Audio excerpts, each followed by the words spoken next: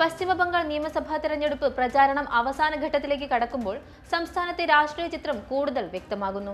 തൃണമൂൽ കോൺഗ്രസിന് ആശ്വാസം പകർന്നുകൊണ്ട് ഇത്തവണയും സംസ്ഥാനത്തെ ന്യൂനപക്ഷ വോട്ടുകൾ മമതാ ബാനർജിക്ക് പിന്നിൽ അണിനിരക്കുന്നു എന്നാണ് പുറത്തുവരുന്ന റിപ്പോർട്ടുകൾ.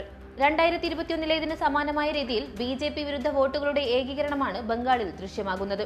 ഭരണകക്ഷിക്ക് അനുകൂലമായി വോട്ടർമാരെ ചിന്തിപ്പിക്കുന്നത് പ്രധാനമായും രണ്ട് ഘടകങ്ങളാണ്. അതിൽ തന്നെ ഒന്നാമതായുള്ളത് SIR പട്ടികയാണ്. സംസ്ഥാനത്ത് നിന്ന് 1000-ഓ 10,000-ഓ അല്ല, 91 ലക്ഷത്തോളം പേരാണ് പുറത്തായത്. ഇതിൽ ബംഗാളിൽ വലിയ ആശങ്കയാണ് പടർത്തിയിരിക്കുന്നത്.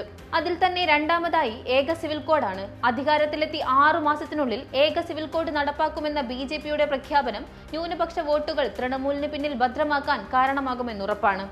മൂന്നാമതായി തകർന്ന പ്രതിപക്ഷ സഖ്യമാണ്.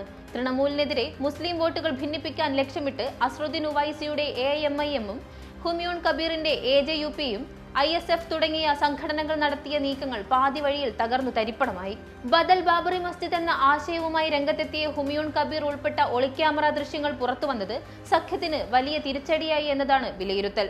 BJPയെ സഹായിക്കാൻ 1000 കോടി രൂപയുടെ വാഗ്ദാനം ലഭിച്ചെന്ന വെളിപ്പെടുത്തൽ വോട്ടർമാർക്കിടയിൽ ഈ സംഘടനകളോടുള്ള വിശ്വാസ്യത ചെറുതായൊന്നുമല്ല തകർത്തത്. സംസ്ഥാനത്തെ ഏകദേശം 110 മണ്ഡലങ്ങളിൽ മുസ്ലിം വോട്ടുകൾ വളരെ നിർണായകമാണ്. 2021 ഈ വിഭാഗങ്ങളിലെ സിംഹഭാഗം വോട്ടുകളും തൃണമൂലിനൊപ്പമായിരുന്നു.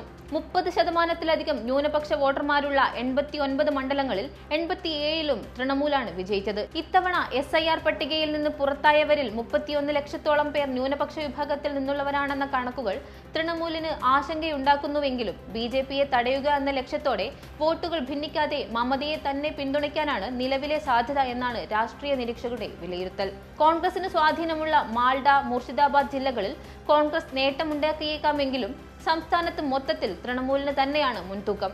അനാവശ്യ ഭീതി പരത്തുകയാണെന്ന് BJP ആരോപിക്കുമ്പോഴും സുരക്ഷിതത്വം മുൻനിർത്തി വോട്ടർമാർ ഭരണകക്ഷിയോട് അടുക്കുന്ന കാഴ്ചയാണ് ബംഗാളിൽ നിന്നുയരുന്നത്.